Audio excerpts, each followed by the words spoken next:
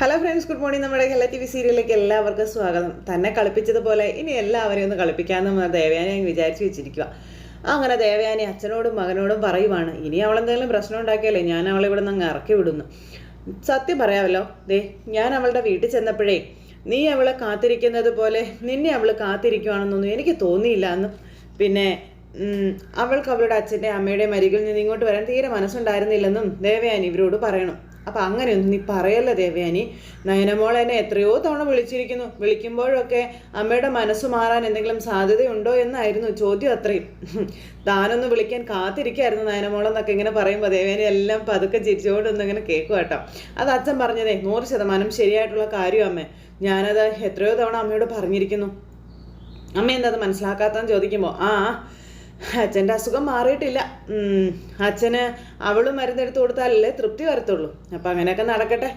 അതൊക്കെ ആലോചിച്ചപ്പോഴേ അവളെ കൂട്ടിക്കൊണ്ട് വരുന്നതാ നല്ലതെന്ന് എനിക്ക് തോന്നി. അതുകൊണ്ട് ഞാൻ ചെയ്തതേ ഉള്ളൂ. അത് മിസ്യൂസ് ചെയ്യരുതെന്നേ ഞാൻ എല്ലാവരോടും പറഞ്ഞുള്ളൂ എന്നും ദേവയാനി പറഞ്ഞിട്ട് അകത്തേക്ക് കയറി പോവുക. അങ്ങനെ ദേവയാനി ഒരു കള്ളച്ചിരിയൊക്കെ ആയിട്ട് അകത്തേക്ക് കയറി പോയി കഴിഞ്ഞപ്പോഴേക്കും അപ്പോൾ അമ്മ ഒന്നും അറിഞ്ഞിട്ടില്ലല്ലേ അച്ഛാന്ന് ചോദിച്ചു. പറഞ്ഞിട്ടില്ലട മോനെ. എൻ്റെ ദൈവമേ, നമ്മളോടുള്ള സ്നേഹം കൊണ്ടാണ് അയാൾ പോയി നയനെ വിളിച്ചുകൊണ്ട് വന്നത്. പ്രത്യേകിച്ച് നിന്റെ അവസ്ഥ കുറച്ച് ദിവസമായിട്ട് അവളെ വല്ലാണ്ട് അങ്ങ് വേദനിപ്പിക്കുന്നുണ്ടായിരുന്നു എന്ന് അച്ഛൻ മോനോട് പറയണം. നമ്മൾ കരുതിയത് അവൾക്ക് കരൾ കൊടുത്ത പെൺകുട്ടിയെ പറ്റി അവൾ ചിന്തിച്ചുകൊണ്ടിരിക്കുന്നു എന്നുള്ളതാണ്. പക്ഷെ അതായിരുന്നില്ല. രക്ഷപ്പെട്ടുവെന്നും പറഞ്ഞ അച്ഛൻ നിന്റെ സങ്കടം എങ്ങനെ പരിഹരിക്കാം എന്നുള്ളതായിരുന്നു അമ്മ ചിന്തിച്ചുകൊണ്ടിരുന്നതെന്നും പറയണം. അതിനെന്തായാലും ഇപ്പം പരിഹാരം കണ്ടു കഴിയുകയും ചെയ്തു എന്നും പറഞ്ഞ് നിൽക്കും ഇവർ. ഇനിയൊരു പെൺകുട്ടിയെ കണ്ടുപിടിച്ചോ എത്രയും പെട്ടെന്ന്. അപ്പം എന്തിനാന്ന് ചോദിച്ചപ്പം നിന്റെ അമ്മയ്ക്ക് കാട്ടി കൊടുക്കണ്ടേ? കരൾ ദാനമായി കൊടുത്ത പെൺകുട്ടിയെ അമ്മയ്ക്ക് കാണിച്ചു കൊടുക്കണ്ടേ എന്ന് അച്ഛൻ ചോദിച്ചിട്ട് അകത്തേക്ക് കയറിപ്പോയി. ആദർശ് ഇവിടെ ആലോചിച്ച് ഇങ്ങനെ നിൽക്കുക. ഈ സമയത്ത് നയന നവ്യയുടെ റൂമിലേക്ക് ചെന്ന് ചേച്ചി എന്നും പറഞ്ഞ് വിളിച്ചു. അയ്യോ നയനെ, നീ എത്തിയോ മോളെ എന്ന് പറഞ്ഞ് ഓടി ചെന്ന് കെട്ടിപ്പിടിക്കാം. നീ വരത്തില്ലെന്ന് പറഞ്ഞ് വാശി പിടിച്ചിരിക്കുകയല്ലായിരുന്നു. നിന്റെ അമ്മായിമ്മ ഒന്ന് വിളിക്കാതെ നീ ഒരു കാരണവശാലും ഇങ്ങോട്ട് വരത്തില്ല എന്ന് എല്ലാവരോടും പറഞ്ഞിരിക്കുകയല്ലായിരുന്നു. പിന്നെ എന്ത് പറ്റിയെന്ന് ചോദിച്ചപ്പോൾ എന്തായിരിക്കും പറ്റിയത്? നീ വെറുതെ എല്ലാവരും കാണാൻ വന്നതാണോ എന്ന് നവ്യ ചോദിക്കുമ്പം അല്ലെന്നേ, ഇവിടെ താമസിക്കാനായിട്ട് തന്നെ വന്നതാണെന്ന് പറഞ്ഞു. എന്നെ എൻ്റെ അമ്മായിമ്മ വന്ന് വിളിച്ചു ചേച്ചി എന്ന് പറയുമ്പോൾ നവ്യ ഞെട്ടി. എനിക്കിത് വിശ്വസിക്കാൻ പറ്റുന്നില്ല. സത്യം തന്നെയാണോ? നീ കള്ളം പറയുന്നല്ലേ? അല്ലെന്നേ, ഒറ്റയ്ക്ക് ആദർശേട്ടൻ്റെ അമ്മ എന്നെ വിളിക്കാനായിട്ട് വന്നു. എന്നിട്ട് എന്നോട് വരാനായിട്ട് പറഞ്ഞു. ഇനി കരൾ കൊടുത്തത് നീയാണെന്ന് അമ്മായി എങ്ങനെ അറിഞ്ഞോ എന്ന് നവ്യ ചോദിക്കുമ്പോൾ അതൊന്നുമില്ല. ആദർശേട്ടന് വേണ്ടിയിട്ടാണ് അമ്മ എന്നെ വന്ന് വിളിച്ചത് എന്ന് നയന പറയുക. ഞാൻ വരാത്തത് ആദർശേട്ടന് വലിയ വിഷമമായിരുന്നു എന്നും അത് എനിക്കും അറിയാവുന്ന കാര്യമായിരുന്നു. എങ്ങനെയെങ്കിലും അമ്മ വന്നൊന്ന് വിളിക്കണേന്ന് പ്രാർത്ഥിച്ച് നടക്കായിരുന്നു ആദർശേട്ടൻ. അതിപ്പോൾ നേരിട്ട് വന്ന് വിളിക്കേണ്ട കാര്യമൊന്നും ഇല്ലായിരുന്നു. നീ ഒരു ഫോൺ കോൾ മതിയായിരുന്നു, ഞാൻ വന്നേനേന്നൊക്കെ പറഞ്ഞ്. എന്നാൽ ഇന്ന് മകന് വേണ്ടി അമ്മ എല്ലാ വാശിയും വെടിഞ്ഞ് എന്നെ നേരിട്ട് വന്ന് വിളിക്കായിരുന്നു എന്ന് പറഞ്ഞു. നവ്യയ്ക്ക് അന്നേരം സന്തോഷമായി കേട്ടോ. അത് മനസ്സിൽ സ്നേഹമുള്ളത് കൊണ്ടൊന്നും അല്ല, എന്നോടുള്ള ഇഷ്ടവും അമ്മയ്ക്ക് കൂട്ടിയിട്ടില്ല ചേച്ചി. പിന്നെ ഉറക്കമില്ലാത്ത മോനെ പല രാത്രികളിലും കണ്ട അമ്മ അവസാനം അങ്ങനെ ഒരു തീരുമാനം എടുക്കുകയായിരുന്നു എന്ന് നയന പറയുമ്പോൾ എന്തായാലും നിനക്ക് തിരിച്ചു വരാൻ പറ്റിയല്ലോ മോളെ, സന്തോഷമായി. നിന്റെ അമ്മായിമ്മ തന്നെ നിന്നെ കൂട്ടിക്കൊണ്ട് വന്നല്ലോ, അത് തന്നെ വലിയ കാര്യമല്ലേ എന്നൊക്കെ ചോദിക്കണു. അപ്പോഴേക്കും ജലജയും അഭിയും കൂടെ അങ്ങോട്ടേക്ക് വന്നു. മടങ്ങി വന്ന അനിയത്തി ചേച്ചി സ്നേഹിക്കുമായിരിക്കും, അല്ല തല്ലുമായിരുന്നു, എന്താ നിങ്ങൾക്ക് വല്ല കുഴപ്പമുണ്ടോ എന്ന് നവ്യ അന്നേരം അമ്മയോടും മോനോടും ചോദിക്കണം. ഇവള് മടങ്ങി വന്നു എന്ന് കരുതി ഇനി ഇവളെ അടുക്കളക്കാരിയാക്കാന്ന് നിങ്ങളൊന്നും വിചാരിക്കേണ്ട എന്ന് നമ്മുടെ നവ്യ അങ്ങ് പറയുക. ജലജ നേരെ തുറച്ചാ നോക്കുന്നത്. ഇനി എൻ്റെ അമ്മായിമ്മ വേണം ഇവൾക്ക് വെച്ച് വിളമ്പാനെന്ന് പറയുന്നത് കേട്ടപ്പോൾ കൊള്ളാമല്ലോ, നിനക്കിപ്പോൾ വേണ്ടതൊക്കെ ഞാൻ ഉണ്ടാക്കി തരുന്നുണ്ടല്ലോ, പിന്നെ ഇവൾക്കും കൂടി ഇനി ഞാൻ വെച്ച് വിളമ്പണോ എന്ന് ജലജ നവ്യയോട് അന്നേരം ചോദിച്ചു. ഇവളെ കൂട്ടിക്കൊണ്ട് വന്നതേ ഇവളുടെ അമ്മായിയമ്മയാ, അപ്പോൾ അവരല്ലേ ഇവൾക്ക് വേണ്ടതൊക്കെ ഉണ്ടാക്കി കൊടുക്കേണ്ടതെന്ന് ജലജ ചോദിച്ചേ. അത് ശരിയാണെന്ന് അഭി. അമ്മ പറയുന്നതിന് മുന്നേ അത് ശരിവെക്കാൻ നടക്കുന്ന ഒരു മോൻ വന്നേക്കുന്നെന്നും പറഞ്ഞുകൊണ്ട് നവ്യ ദേഷ്യപ്പെട്ടു. ഇവളുടെ അമ്മായിമ്മ വലിയൊരു ഓപ്പറേഷൻ കഴിഞ്ഞ് വന്നിരിക്കാം, അവരെ കൂടുതൽ കഷ്ടപ്പെടുത്തുന്നതൊന്നും ശരിയല്ല എന്നും അതുകൊണ്ട് ഇനി നിങ്ങൾ വേണം അടുക്കളയിൽ കയറാനെന്നും ജലജയോട് നമ്മുടെ നവ്യ അങ്ങ് ഉത്തരവിട്ടു. അപ്പോൾ അതൊക്കെ കേട്ട് ഇവർക്ക് അന്തം വിട്ട് നിൽക്കുക. പിന്നെ ഒരു കാര്യം, അടുക്കളയിൽ കിടന്ന് കഷ്ടപ്പെടുന്ന ദേഷ്യത്തിൽ ഭക്ഷണത്തിൽ മായമൊന്നും ചേർത്തേക്കരുത് കേട്ടോ എന്ന് പറഞ്ഞു. അപ്പോൾ ഇതുവരെ നല്ല ഭക്ഷണമല്ലേ അമ്മ വെച്ചൊളിമ്പി തന്നതെന്ന് അഭി ചോദിച്ചപ്പം അതൊക്കെ നീയും നിന്റെ അമ്മയും കഴിച്ചതിന് ശേഷം മാത്രമേ ഞാൻ കഴിക്കാറുള്ളൂ. അത്രയ്ക്ക് വിശ്വാസമാണ് എനിക്ക് എൻ്റെ ഭർത്താവിനെയും അവൻ്റെ അമ്മയെയും. അതൊക്കെ അവിടെ നിൽക്കട്ടെ. എടി, നിനക്കൊരു മുന്നറിയിപ്പ് തരാനുണ്ട്. നീ ഇവിടെ നിന്ന് പോയതിന് ശേഷം ഉറക്കം നഷ്ടപ്പെട്ട് നടക്കുമായിരുന്നു ആദർശ്. അതുകൊണ്ട് മാത്രമാണ് നിന്നെ ഏട്ടത്തെ ഇങ്ങോട്ടേക്ക് വിളിച്ചുകൊണ്ട് വന്നത്. അതിൻ്റെ പിന്നിൽ ഒരു ചതി ഉണ്ടോ എന്നൊന്നും പറയാൻ പറ്റില്ല എന്നിങ്ങനെ പറയുമ്പോൾ എന്ത് ചതിയാന്ന് ചോദിച്ചു. ഈ വീട്ടിലെ ഇപ്പം എല്ലാവരും പ്രാധാന്യം കൊടുക്കുന്നത് ഇവൾക്കാണ്. അതിൽ അസൂയ തോന്നിയിട്ട് ഇവളെ ഇല്ലാതാക്കി കളയാമെന്ന് തോന്നിയിട്ടാണോ നിന്നെ കൂട്ടിക്കൊണ്ട് വന്നത് എന്ന് അറിയില്ല എന്ന് ജലജ പറയുമ്പോൾ നിങ്ങളുടെ സ്വഭാവമാണ് അമ്മായിയുടെ സ്വഭാവം എന്ന് നവ്യ നേരം ചോദിച്ചു. എൻ്റെ അമ്മായിയമ്മ ഞാൻ ഇതുപോലെ വീട്ടിൽ പോയി നിൽക്കുമ്പോൾ ഇതുപോലെ കൂട്ടിക്കൊണ്ട് വന്നാൽ ഈ പറഞ്ഞതൊക്കെ സംശയിക്കണമെന്ന് നവ്യ പറയുന്നുണ്ട് ജലജയോട്. അപ്പം ജലജയ്ക്ക് ദേഷ്യം വന്നു.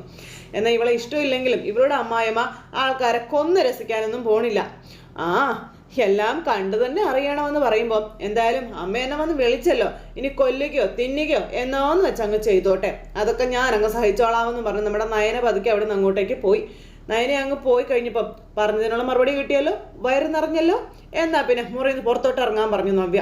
അപ്പം ഇത് എൻ്റെ മുറിയാണെന്ന് അഭി പറയുമ്പം നീ നിന്നോ, നിന്നെ വളർത്തി വഷളാക്കിയ ആളോട് പുറത്തു പോവാനാ ഞാൻ പറഞ്ഞതെന്ന് നവ്യ പറയുമ്പം വഴിതെറ്റി വന്ന അവൾ എന്നെ ഭരിക്കാൻ വന്നിരിക്കുന്നു എന്ന് നമ്മുടെ ജലജ പറഞ്ഞപ്പോൾ ഞാൻ വഴിതെറ്റിയല്ല വന്നത്, ഇവൻ്റെ ഭാര്യയായിട്ടാണെന്ന് നവ്യ അങ്ങ് പറഞ്ഞു. പിന്നെ ഇവിടേക്ക് വഴിതെറ്റി വന്നതും വലിഞ്ഞു കയറി വന്നതും ഒക്കെ ആരാണെന്ന് എല്ലാവർക്കും അറിയാം. അതെന്നെക്കൊണ്ട് കൂടുതൽ നിങ്ങൾ പറയിപ്പിക്കണ്ടെന്ന് പറഞ്ഞു നവ്യ. ഇവരുടെ വായിൽ തുണി തിരികെ കൊടുക്കടാ, എന്നാൽ ഈ സംസാരം ഇവൾ നിർത്തത്തുള്ളൂ. എന്ന് പറഞ്ഞോണ്ട് ജലജ എന്നിട്ട് അവിടെ നിന്ന് ഇറങ്ങിപ്പോയി. അപ്പം നിനക്ക് അങ്ങനെ ചെയ്യാൻ തോന്നുന്നുണ്ടോടാ എന്ന് നവ്യ ചോദിച്ചു. ഇല്ല, ഇനിയിപ്പോൾ ആർക്കും നിന്നൊന്നും ചെയ്യാൻ പറ്റത്തില്ലല്ലോ, സൂത്രശാലിയായി നിന്റെ അനിയത്തി മടങ്ങിയെത്തിയിട്ടുണ്ടല്ലോ. അപ്പം സൂത്രശാലിയായി എൻ്റെ അനിയത്തി പഴയതിലും കരുത്തോടെയാണ് മടങ്ങി വന്നിരിക്കുന്നതെന്ന് നവ്യ ഇവനോട് പറഞ്ഞു. ഈ വീട്ടിലെ പലരും ഇനി അവളെ കുറ്റപ്പെടുത്തിയാലേ സഹിക്കില്ലടാ, എന്ന് വെച്ചാൽ നിനക്കും നിന്റെ അമ്മയ്ക്കും എനിക്കുള്ള അധികാരത്തിൻ്റെ 10 ഇരട്ടി ആ ഒരു ഇതും കൊണ്ടാണ് എൻ്റെ അനിയത്തി തിരിച്ചു വന്നിരിക്കുന്നതെന്നും പറഞ്ഞു. ഇനി അവളുടെ അധികാരമേ നീ കാണാൻ പോകുന്നതേ ഉള്ളൂ എന്ന് പറഞ്ഞു. അതാ നീ അങ്ങനെ പറഞ്ഞതെന്ന് അഭി ചോദിച്ചു. അവൾ അതിന് മാത്രം മലമറിക്കുന്ന എന്തോ സഹായം ഈ വീട്ടിലുള്ളവർക്ക് ചെയ്തതെന്ന് ചോദിച്ചപ്പം അതൊക്കെ മനസ്സിലാക്കേണ്ടവർ മനസ്സിലാക്കി കഴിഞ്ഞെന്ന് പറഞ്ഞു നവ്യ.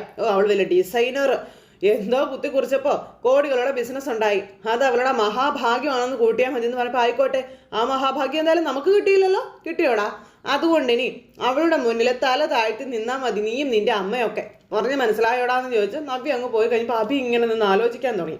ഇത് കഴിഞ്ഞതിന് ശേഷം പിന്നെ ജലജയും ജാനകിയും കൂടെ അങ്ങോട്ടും ഇങ്ങോട്ടും നോക്കി അടുക്കളയിലേക്ക് ചെല്ലും. അപ്പോൾ ദേവയാനി അടുക്കളയിൽ കയറി ജോലി ചെയ്യുന്നു. അപ്പം നയനയ്ക്ക് വേണ്ടി അടുക്കളയിൽ പാചകം വരെ ചെയ്യാൻ തുടങ്ങി നമ്മുടെ ദേവയാനി. അപ്പം ചേട്ടത്തി ഇങ്ങനെ നിന്ന് ചെയ്യുന്നത് കണ്ടപ്പോൾ ഏട്ടത്തി എന്താ അടുക്കളയിൽ നിന്ന് ഇങ്ങനെ ചോദിച്ചുകൊണ്ട് രണ്ടവളുമാരും കൂടെ ചെല്ലുക. ആ സമയത്ത് എനിക്കിപ്പോൾ കുഴപ്പമൊന്നുമില്ലല്ലോ, പിന്നെ അടുക്കളയിൽ കയറിയാൽ എന്താണെന്ന് ചോദിച്ചു ദേവയാനി. ഞങ്ങൾ കരുതി ഏട്ടത്തി പോയി അവളെ വിളിച്ചുകൊണ്ട് വന്നത് അടുക്കളയിൽ ജോലി ചെയ്യിപ്പിക്കാനായിരിക്കുമെന്ന്. ഇതിപ്പോൾ കാര്യങ്ങൾ മറിച്ചായാലോ ഏട്ടത്തിയാണല്ലോ അടുക്കളയിൽ കയറിയത് എന്ന് ജലജ ചോദിക്കുമ്പം എൻ്റെ സ്വഭാവത്തിൽ ഞാൻ ഒരുപാട് മാറ്റങ്ങൾ വരുത്തിക്കൊണ്ടിരിക്കുകയാണെന്ന് ഈ ദേവയാനി ഇവളുമാരോട് പറയുമ്പോൾ ഇവളുമാർ രണ്ടുപേരും ഒറ്റ ചേരിയായിട്ട് അങ്ങ് തിരിഞ്ഞു ദേവയാനിക്കെതിരായിട്ട്. എനിക്കിനി പഴയ ദേവയാനി ആകാൻ ഒരിക്കലും പറ്റില്ല എന്ന് നമ്മുടെ ദേവയാനി പറഞ്ഞു കേട്ടോ.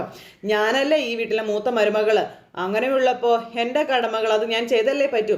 അല്ല ഏട്ടത്തിക്ക് എന്താ പറ്റിയതെന്ന് ജാനകി ചോദിക്കുമ്പോൾ എന്താ പറ്റിയതെന്ന് എനിക്കറിയില്ലേ ജാനകി, നമ്മളൊക്കെ ഇവിടെ വരുമ്പോൾ നമുക്കെല്ലാവർക്കും വെച്ച് വിളമ്പി തന്നിരുന്ന ഒരു അമ്മയുണ്ട് ഇവിടെ, ജയേട്ടൻ്റെ അമ്മ.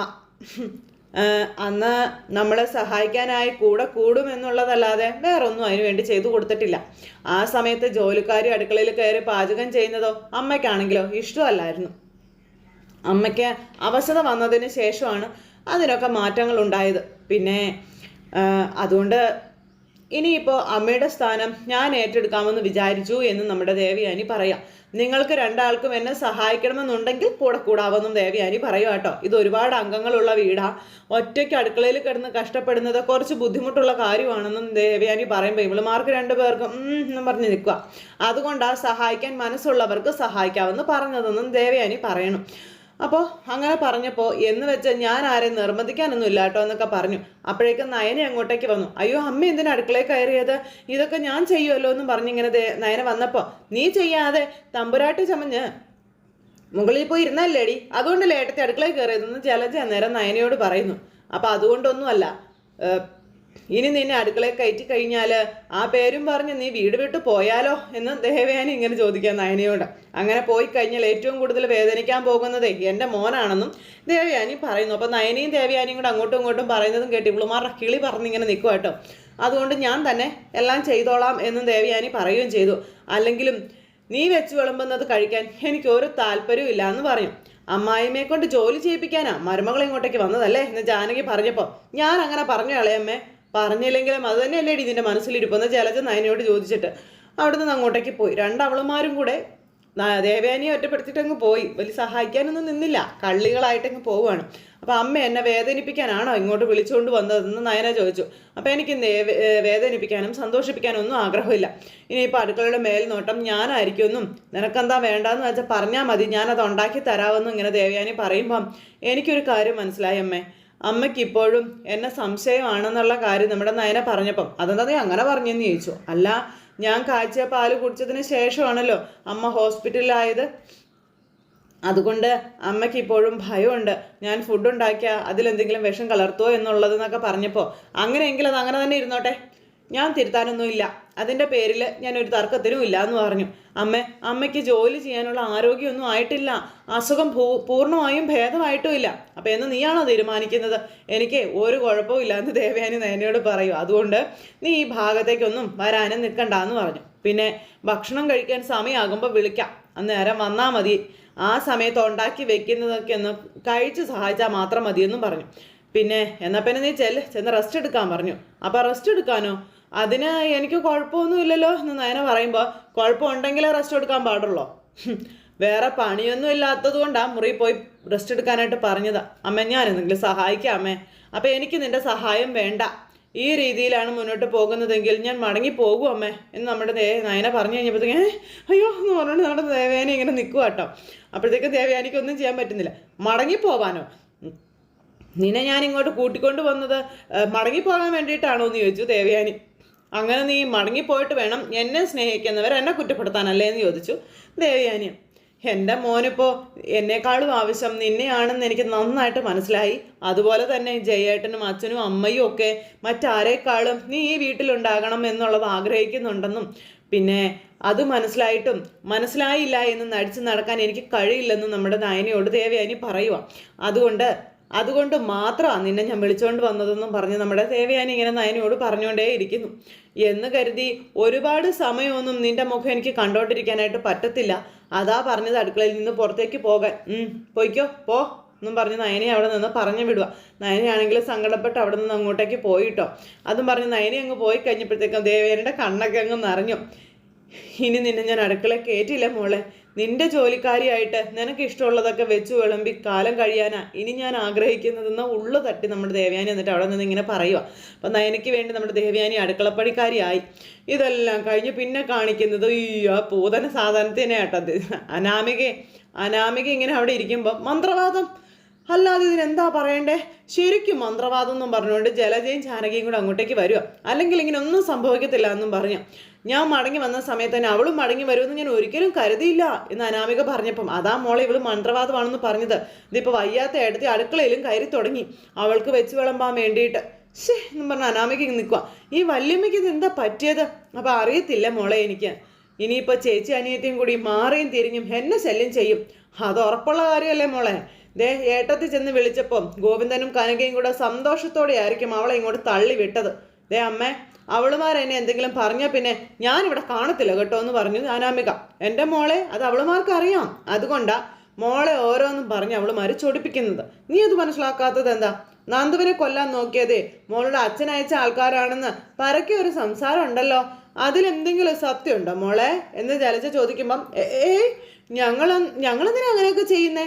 ഇനി അങ്ങനെ ചെയ്താലും കുഴപ്പമൊന്നുമില്ല, അതോടെ അവളെ കൊണ്ട് മോൾക്കുള്ള ശല്യം തീരുമല്ലോ എന്ന് ജലജ പറഞ്ഞപ്പോൾ ഏത് ഗ്രഹണ സമയത്താണാവോ എനിക്ക് അനിയെ കല്യാണം കഴിക്കാൻ തോന്നിയെന്ന് അറിയില്ലെന്ന് പറഞ്ഞപ്പോൾ അയ്യോ അങ്ങനെയൊന്നും പറയല്ലേ മോളെ, നിന്നെ ഞാൻ മരുമകളായിട്ടല്ല സ്വന്തം മക്കളായിട്ട് തന്നെ അല്ലേ കാണുന്നേ അങ്ങനെ ജാനകി പറഞ്ഞപ്പോൾ അതുകൊണ്ടൊന്നും കാര്യമില്ല. ഇവിടെ രണ്ടെണ്ണം തലങ്ങും വിലങ്ങും നിന്ന് മോളെ ശല്യം ചെയ്ത് കഴിഞ്ഞാൽ മോൾ കൊടുന്ന് പോണ്ടി വരില്ലേ ജാനകി എന്ന് ജലജയുടെ വകേര അഭിപ്രായം. ഏട്ടത്തി നല്ല മനസ്സോടെ അല്ല അവളെ വിളിച്ചോണ്ട് വന്നത്, അതെന്തായാലും പറഞ്ഞു കഴിഞ്ഞല്ലോ. ആദർശിന്റെ കരച്ചില്, അതിലുപരി വേറൊരു കാര്യം കൂടിയുണ്ട്. അച്ഛൻ്റെ അസുഖം പൂർണ്ണമായും ഭേദമായിട്ടില്ല. പിന്നെ നയനെ വിളിച്ചുകൊണ്ട് വരാത്തതിൻ്റെ വിഷമങ്ങളൊക്കെ അച്ഛൻ ഏട്ടത്തിയോട് പറഞ്ഞത് ഏട്ടത്തിയുടെ മനസ്സിൽ തട്ടിയിട്ടുമുണ്ട്. അതൊക്കെ അവളെ കൂട്ടിക്കൊണ്ട് വരാനുള്ള ഒരു കാരണമാണെന്ന് പറയുമ്പം ഈ അച്ഛനാണ് എല്ലാത്തിനും കാരണം. അവളെ തലയിൽ കയറ്റി വെച്ചതേ അച്ഛനാണെന്നും പറഞ്ഞുകൊണ്ട് ജലജ അവിടെ കിടന്ന് തുള്ളുക. പിന്നെ ഈ വീട്ടിലേക്ക് അവൾ വന്ന നാൾ മുതൽ ആദർശിന് പോലും അവളോട് ഭയങ്കര വെറുപ്പായിരുന്നു. അന്ന് അവളെ സ്നേഹിക്കാൻ വേണ്ടിയിട്ട് അവൻ്റെ പിന്നാലെ ഉപദേശങ്ങളുമായിട്ട് നടന്നത് അച്ഛനും അമ്മയും ആണെന്നൊക്കെ പറഞ്ഞു. ഹാ, എന്തായാലും എൻ്റെ കാര്യം പരുങ്ങലിലായി. അനി ചിലപ്പോൾ എന്നെ വിളിച്ചുകൊണ്ട് വരുന്ന കാര്യം നയനയോട് പറഞ്ഞു കാണും. ഏട്ടത്തി ഇങ്ങോട്ട് വരണമെന്നും ചിലപ്പോൾ അവൻ പറഞ്ഞു കാണും. അവനറിയാം അവൾ ഇങ്ങോട്ട് വന്നാൽ ഞാൻ ഇവിടുന്ന് പോകുമെന്നുള്ളത്. അപ്പോൾ അവിടെയാ മോള് മിടുക്ക് കാണിക്കേണ്ടതെന്ന് ജാനകി. എൻ്റെ മോനെ ഉൾപ്പെടെ അവൾ സ്വാധീനിക്കുമ്പോൾ മോള് അവനെ മാറ്റിയെടുക്കുകയല്ലേ വേണ്ടതെന്ന് ചോദിച്ചു. എൻ്റെ ജാനകി, നിനക്ക് നിന്റെ മോനെ അറിയാവുന്നതല്ലേ, നീ പിന്നെന്താ ഇങ്ങനെ പറയുന്നേ? ആദർശ് പറയുന്നതിൻ്റെ അപ്പുറത്തേക്ക് അവൻ നിൽക്കുവോ? അവൻ എന്തെങ്കിലും ചെയ്യുമോ? പിന്നെ ഇക്കാര്യത്തിൽ നിന്റെ ഭർത്താവ് പോലും നിന്നെ സപ്പോർട്ട് ചെയ്യാനൊന്നും പോകുന്നില്ല. അച്ഛൻ മകനെ ഉപദേശിച്ചാലല്ലേ അവൻ നന്നാവത്തുള്ളൂ. ആ, അത് നീ പറഞ്ഞത് ശരിയാ. എങ്ങനെ നോക്കിയാലും ഇവിടെ നമ്മളെ സപ്പോർട്ട് ചെയ്യാൻ ആളില്ല മോളെ.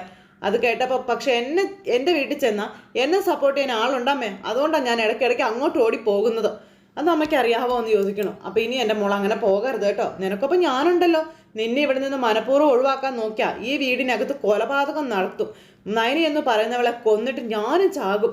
മോള് ധൈര്യമായിട്ട് ഇരിക്കുന്നു പറഞ്ഞുകൊണ്ട് ജാനകി പറഞ്ഞിട്ട് അവിടെ നിന്ന് പോവുക. നയനിയെ കൊന്നു കളയുമെന്നുള്ള ഭീഷണിയൊക്കെയാണ് ഇപ്പോൾ ദേ വരുന്നത്. ആ സമയത്ത് എൻ്റെ മോൾക്കറിയാവല്ലോ, എൻ്റെ മരുമോളെ കൊണ്ട് ഞാൻ പൊറുതിമുട്ടി ഇരിക്കുക. അതുകൊണ്ട് അവളെയും അവളുടെ അരിയത്തെയും ഒഴിവാക്കാൻ ഒരു അവസരം വന്നാൽ ഞാൻ കട്ടയ്ക്ക് കൂടെ നിൽക്കുമെന്നും പറഞ്ഞുകൊണ്ട് ജലജ അങ്ങോട്ടേക്ക് പോണു. ഏട്ടത്തി മുന്നേ പറഞ്ഞതുപോലെ ഈ വീട്ടിൽ ഒറ്റ മരുമകളെ വന്നിട്ടുള്ളൂ, അത് മോളാ എന്നും പറഞ്ഞുകൊണ്ട് അവിടെ നിന്ന് ജലജ അങ്ങോട്ടേക്ക് പോയി. ജലജ അതും പറഞ്ഞ് അങ്ങ് പോയി കഴിഞ്ഞപ്പോൾ ഇതൊക്കെ ദിവാസ്വപ്നവും കണ്ട് ഇങ്ങനെ നിൽക്കുവാണ് അനാമിക. അങ്ങനെ അനാമിക പിശാശ് അവിടെ ഇങ്ങനെ വാങ്ങി നോക്കി ഇങ്ങനെ നിൽക്കുന്നു. ഇത് കഴിഞ്ഞതിന് ശേഷം പിന്നെ കാണിക്കുന്നത് രേവതി ഇങ്ങനെ ഭർത്താവിനോട് ന്യൂസ് കൊടുക്കാൻ ഇറങ്ങി വരുവാ. അറിഞ്ഞോ കാര്യങ്ങളെന്നും ചോദിച്ചു. എന്താ അടിയെന്ന് ചോദിച്ചപ്പോൾ നമ്മുടെ മോൾ അവിടെ എത്തിയപ്പോൾ തന്നെ വേറെ ഒരുത്തി അവിടെ എത്തി. ആര്? അവള് തന്നെ, അനന്തപുര തറവാട്ടിലെ മൂത്ത മരുമകള് നയനയെന്ന് പറയുന്നവള്. നമ്മുടെ മോള് വരുന്നെന്ന് അറിഞ്ഞിട്ട് എത്തിയതെങ്ങാനും ആയിരിക്കും ഓടിയെന്ന് ചോദിച്ചപ്പോൾ അതിന് തന്നെയാ സാധ്യത കൂടുതൽ. പക്ഷേ ഇപ്പൊ അവളെ വിളിച്ചുകൊണ്ട് വന്നിരിക്കുന്നതേ അവളുടെ ശത്രുവാണെന്ന് പറയും. അവളുടെ അമ്മായിയമ്മ തന്നെയാ അവളെ കൂട്ടിക്കൊണ്ട് വന്നിരിക്കുന്നത്. അതെങ്ങനെ ശരിയാകാനാ? നീ എന്തീ പറയുന്നേ? അവർക്കതിനെ അവളെ കണ്ണെടുത്താൽ കണ്ടുകൂടല്ലോ. ആ, അങ്ങനെയൊക്കെ ആയിരുന്നു നേരത്തെ. പക്ഷേ ഇപ്പൊ അവര് തന്നെയാ അവളെ പോയി വിളിച്ചുകൊണ്ട് വന്നിരിക്കുന്നത്. പിന്നെ ആദർശിൻ്റെയും അവൻ്റെ മുത്തശ്ശിൻ്റെയും സങ്കടം തീർക്കാനൊക്കെ വേണ്ടിയിട്ട് അങ്ങനെ ചെയ്തതെന്നാ പറഞ്ഞത്. അത് ചിലപ്പോൾ ശരിയായിരിക്കും. അവൾ തിരിച്ചു വരാൻ വേണ്ടി അവൾക്ക് സ്വർണം കൊണ്ടുപോയി കൊടുത്ത കൂട്ടത്തിലല്ലേ അനിയുടെ മുത്തശ്ശനും മുത്തശ്ശിയൊക്കെ. അവരുടെയൊക്കെ തലയ്ക്കകത്ത് വട്ടുണ്ടെന്നാ എനിക്ക് തോന്നുന്നത്. തനി വട്ട് തന്നെയാണ്. ഇനിയിപ്പോൾ നമ്മുടെ മോൾക്ക് വട്ട് പിടിക്കുമെന്നാ എൻ്റെ പേടി. അങ്ങനെയാണെങ്കിൽ അവൾ സ്ഥിരമായിട്ട് ഇവിടെ വന്ന് നിൽക്കും ചേട്ടാന്ന് പറഞ്ഞു. നീ അവളെ ഒന്ന് പറഞ്ഞ് സമാധാനിപ്പിക്കുക. ഒരു കാരണവശാലും ഇങ്ങനെ ഒരു സാഹചര്യത്തിൽ അവിടെ നിന്ന് ഓടിത്തുള്ളി വരരുതെന്ന് പറയാൻ പറഞ്ഞപ്പോൾ അതൊക്കെ ഞാൻ പറഞ്ഞിട്ടുണ്ട്. എങ്കിലും അവൾ എന്ത് ചെയ്യണമെന്ന് അറിയാൻ പറ്റാത്തൊരവസ്ഥയിൽ നിൽക്കുകയാണെന്നും, എന്നാലും മോൾ അങ്ങോട്ട് ചെന്നപ്പോൾ തന്നെ മറ്റവളും വന്നത് മോൾക്ക് സഹിക്കാൻ പറ്റാതായതെന്നൊക്കെ പറയുമ്പോൾ അനി ഇവിടെ വന്നപ്പോൾ അവൻ്റെ ഏട്ടത്തിയോട് ഐക്യദാഷ്ട്യം പ്രകടിപ്പിച്ചത് നീ കണ്ടതല്ലായിരുന്നു. ഏട്ടത്തി നമ്മുടെ മോള് പിടിച്ചു തള്ളിയത് അവനെ ഒട്ടും ഇഷ്ടപ്പെട്ടിട്ടില്ല. അവൻ പറഞ്ഞത് നീ കേട്ടതല്ലേ? നമ്മുടെ മോളെ വിളിച്ചുകൊണ്ട് പോകുന്നതിനേക്കാളും അവൻ്റെ ഏട്ടത്തി അവിടെ വരണമെന്നായിരുന്നു അവൻ്റെ ആഗ്രഹം. അതവൻ പറഞ്ഞതാണല്ലോ. എന്തായാലും അതുപോലെ തന്നെ സംഭവിക്കുകയും ചെയ്തു. നമുക്ക് നോക്കാം ഇത് എവിടം വരെ ചെന്ന് എത്തുമെന്ന്. നീ പേടിക്കാതിരിക്കുക. എന്തായാലും നയനെ അവളുടെ അമ്മായിയമ്മയെ ഒരിക്കലും സ്നേഹിക്കത്തില്ല, അതെനിക്ക് ഉറപ്പുള്ള കാര്യമാണെന്നും വേണു ഭാര്യയോട് പറയുന്നു. അങ്ങനെ ഇതും പറഞ്ഞ് ഇവർ സംസാരിച്ചുകൊണ്ട് നിൽക്കുന്ന ഈ സമയത്താണ് നമ്മുടെ ആദർശ് ഓഫീസിലേക്ക് എത്തുന്നത്. അങ്ങനെ ആദർശ് ഓഫീസിൽ വന്ന് എല്ലാവർക്കും മധുരം കൊടുക്കുക. അപ്പോൾ എല്ലാവർക്കും മധുരം കൊടുത്തു കഴിഞ്ഞപ്പോൾ ഓരോരുത്തർ ചോദിച്ചു എന്താ ലഡുവിൻ്റെ കാരണമെന്നൊക്കെ. അപ്പോഴേക്കും വൈഫിന് എന്തെങ്കിലും വിശേഷമുണ്ടോ സാർ എന്നൊക്കെ ചോദിച്ചപ്പോൾ ഒരു വിശേഷമുണ്ട് എന്ന് പറയാം നമ്മുടെ ആദർശ്. പിന്നെ എന്ന് കരുതി നീ ഉദ്ദേശിക്കുന്ന വിശേഷമൊന്നും അല്ല കേട്ടോ എന്ന് അവിടുത്തെ സ്റ്റാഫിനോട് ഞാൻ പവിത്രയോട്. നയന അവളുടെ വീട്ടിൽ നിന്ന് മടങ്ങി വന്നു, അമ്മയാണ് അവളെ പോയി കൂട്ടിക്കൊണ്ട് വന്നതെന്നൊക്കെ പറയുമ്പോൾ സാറിൻ്റെ ജീവിതത്തിലെ ഏറ്റവും വലിയ സന്തോഷം അത് തന്നെയല്ലേ എന്നൊക്കെ ഇങ്ങനെ അവിടുത്തെ മാനേജർ സാറും ചോദിക്കുക.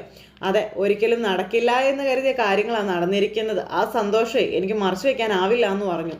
അപ്പോൾ പവിത്രയ്ക്ക് ഇഷ്ടപ്പെടുമെന്ന് അറിയില്ല, എന്നാലും പറയുക, ശരിക്കും സാറിൻ്റെ വൈഫിനെ പോലെ ഒരു നല്ലൊരു ഡിസൈനറെ നമ്മുടെ ജ്വല്ലറിയുടെ ചരിത്രത്തിൽ ഉണ്ടായിട്ടില്ല എന്ന് ആ മാനേജർ സാറ് പറഞ്ഞു. അത് കേട്ട് ആ പുള്ളിക്കാരി ചിരിച്ചുകൊണ്ട് നിൽക്കുക. അപ്പോൾ പിന്നെ മേഡം വീട്ടിലേക്ക് വന്ന സ്ഥിതിക്ക് ഇവിടേക്ക് കൂട്ടിക്കൊണ്ട് വരേണ്ടതാ ഇവിടുത്തെ ചീഫ് ഡിസൈനറായിട്ടെന്ന് പറഞ്ഞപ്പം അതിന് എനിക്ക് കുഴപ്പമൊന്നുമില്ല, ഞാനിത് സാറിനോട് ഇടയ്ക്കിടയ്ക്ക് പറയാറുള്ളതാണെന്ന് പവിത്ര നേരം പറയുന്നു.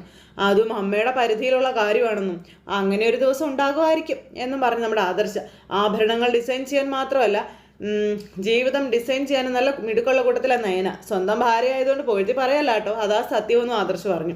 അതുകൊണ്ട് അവളുടെ ജീവിതത്തിൽ നല്ലതൊക്കെ സംഭവിക്കൂ. അപ്പോൾ ചേട്ടൻ്റെ വാക്കുകളെ പൊന്നാവട്ടെ, അവൾക്ക് ഈ കമ്പനിയിലെ ചീഫ് ഡിസൈനർ ആവാൻ കഴിയട്ടെ എന്നും പറഞ്ഞുകൊണ്ട് ആദർശ് ഇങ്ങനെ പറഞ്ഞ് നിൽക്കുന്നു. പിന്നെ നമ്മുടെ നയനെ അവിടെ നിന്ന് ഒരു കുറേ ഡിസൈൻസ് ഇരിക്കുന്നത് ഇങ്ങനെ നോക്കിക്കൊണ്ട് ഇങ്ങനെ ആലോചിച്ചുകൊണ്ടിരിക്കുന്നിടത്ത് ഇന്നത്തെ കഥ അവസാനിച്ചു. അപ്പോൾ എല്ലാവരും കാത്തിരുന്ന് കാണണേ. എല്ലാവർക്കും നല്ലൊരു ദിവസം ആശംസിക്കാം കേട്ടോ. നന്ദി.